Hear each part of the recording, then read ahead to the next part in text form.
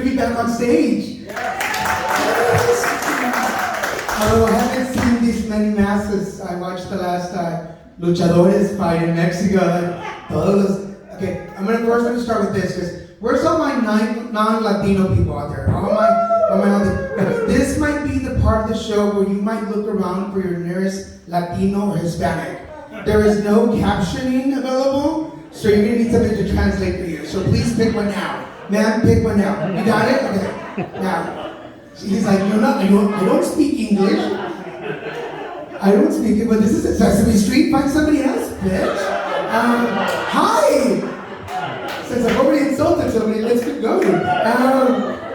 In following Candida, my full name, just so we can keep going, is Daniel Genovego Garza Acevedo. Well, that's for real. I didn't make that up. I'll talk to my dad about that. No, that's actually my real name, but I paid SAG a lot of money to Americanize me, and it's Daniel G Garza now, so that's, there's no joke there. I just want to tell you that I'm part of SAG. I'm an actor. I get paid for shit like this. So, everybody, hi, welcome again. We did that already. Okay, fine. Fuck you, I'm trying to be nice to you. Forget it. What can I tell you about me? It's been so long since we've done comedy, I don't even remember what you do, but you've got beautiful eyes, by the way. This is not part of the joke, you just have good eyes. And you're like, you're gay? I am! Thank you!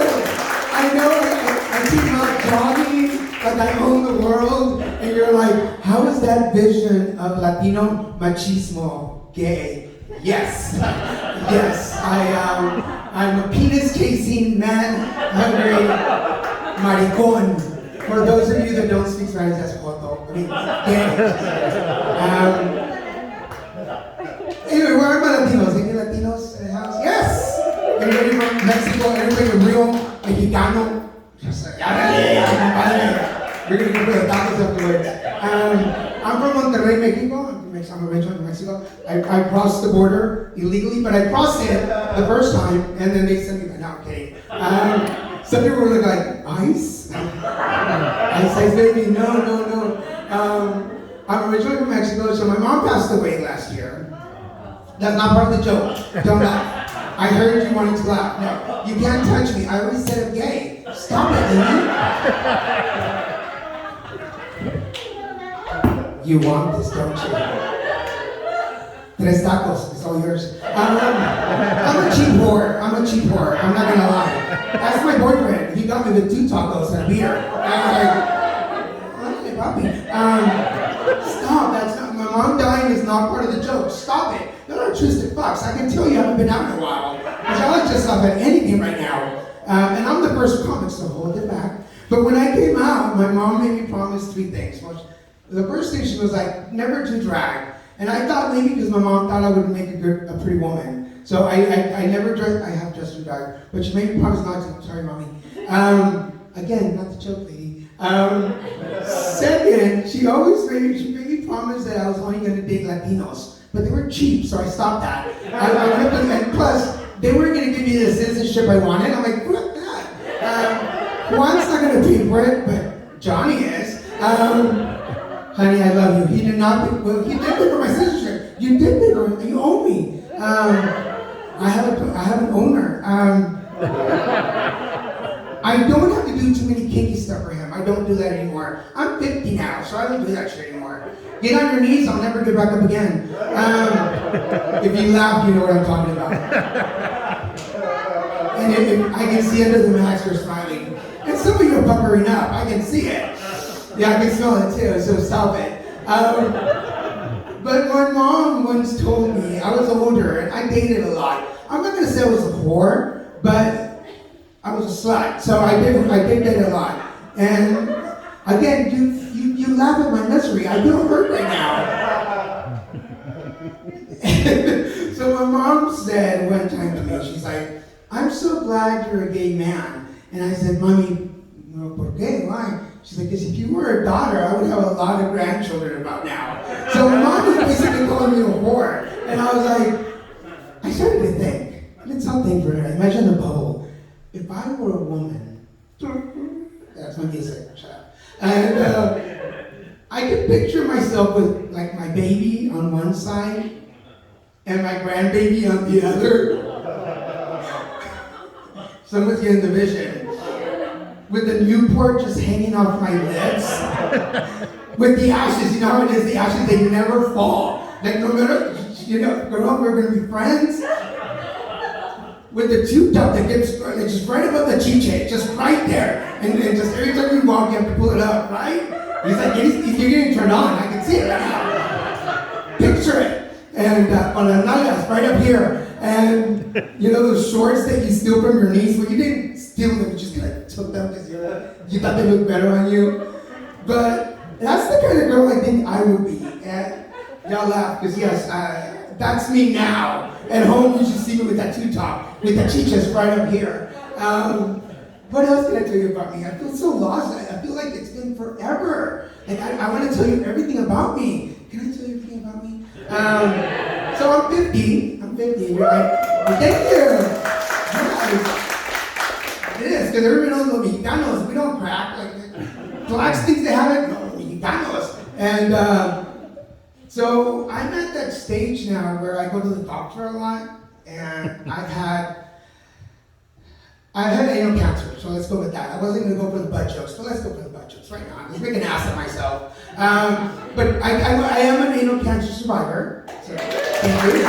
It's all behind me now, so don't worry. Yes, I had to do it. It was a pain in the ass at the time, but it's all good. Everybody's a fucking critic. But my doctor, so, and if anybody's had a colonoscopy before, if you do, yeah, we're right there. So I figured that after the second visit with my oncologist, we were dating, basically. Somebody knows what I'm talking about. So I told my doctor, whose name was Dr. Rad, and he was actually hot. I really liked him. I called my dad, I'm like, I think I'm dating a doctor now. And I told my doctor, I'm like, you've been there twice, and you haven't even bought me a drink.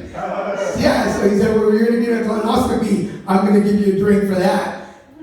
You probably have never had a colonoscopy before. You have? Yeah, there is like, oh, you pucker up on that one. So I'm getting it, and shit, I forgot the word. Hold on a second. I'm not supposed to do this because I don't like pulling my notes up. But I can't figure endoscopy. There we go, endoscopy. Those are big fucking English words. We Mexicans don't use those words. We just call it el tubo por la garganta, and that's kind of shit. So I'm getting an endoscopy. Thank you. That's my boyfriend in the corner over there. Don't look at him, he gets an ego. I had him trained.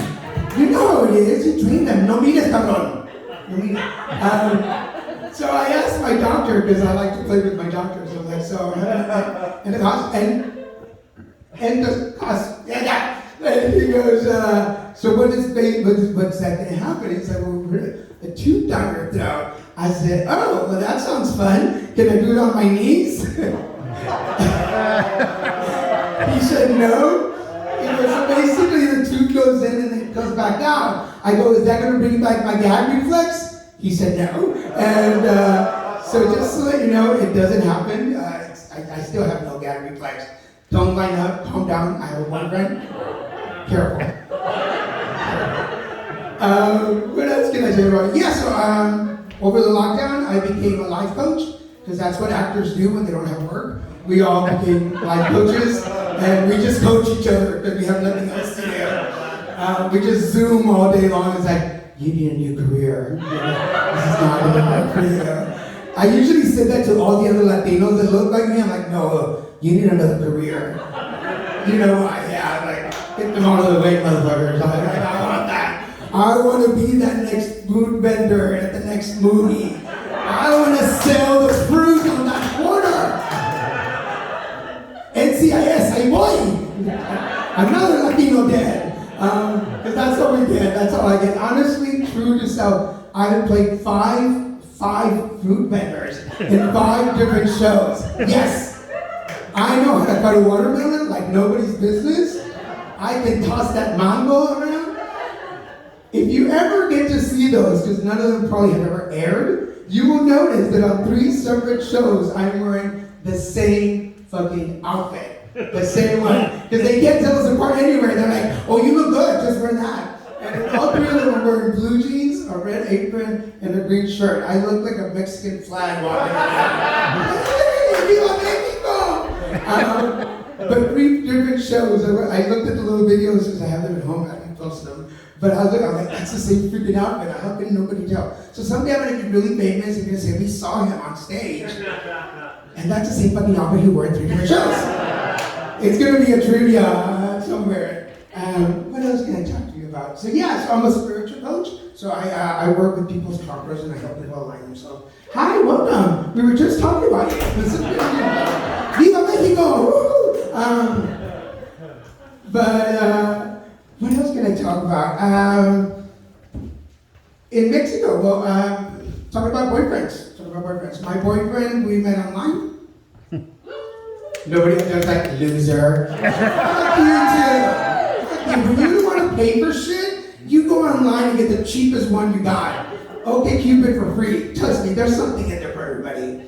But we met on OK Cupid. We met 9 years ago, which is about 36 in straight years. Just like, fuck her. Yes, I know. We met online. He tricked me. He told me he liked Mexican. He doesn't like Mexican food, but he'll eat Mexican. Oh! Yes. And you're like, after the nalga joke, you come up with that? Yes, I did. So after the butt jokes comes the eat me jokes. So there we go. Interesting fact, is anybody in here dating mixed race, Latinos with something else, and just me? Okay, thank you. So that joke's totally carry on. Over here, yes, what's that? Over here, yeah, thank you. I feel like there should be a manual, I'm gonna go to you. There should be a manual that we should give our non-Latino boyfriends when they come to their first carne asada. Right? She's laughing because she knows what I'm talking about. She knows. Because there should be the chile gram. Like, this is the least hot chile, and this is the most spicy chile. If my dad gives you anything from here down, don't eat it. Don't eat it, because they will. And this is a true story. We went to, my family lives in South Texas. I'm a Texas boy. And, yeah, don't fuck you too, wherever you're from. I'm done with this shit.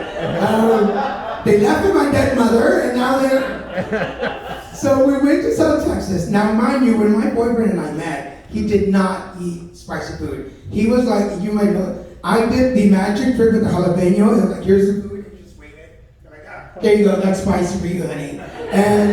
But then, true story, when I went through cancer, he would make the salsas for me. Because I needed something. If you go through cancer, you can't taste anything with chemo. So I kept wanting something hotter and hotter. So he was very sweet and he would make me my salsa. He makes a fucking good salsa right now. But with that, he got trained. Ha-ha! My mom didn't know that, my dad didn't know that, but we knew that. So we go to Texas, and does anybody know what chile piquin is? Chile piquin, you know what those are? For those of you that don't know, if you know, you're like, oh yeah, we know. Chile piquin are these little balls. Calm down. They're these little balls. I eat them like candy the whole time. But they're little, and when you grow up in Mexico, they have them on the table all the time, right? And they have them on the table, and they look like little green candies. And when you're little, you want them. You're like, yo quiero.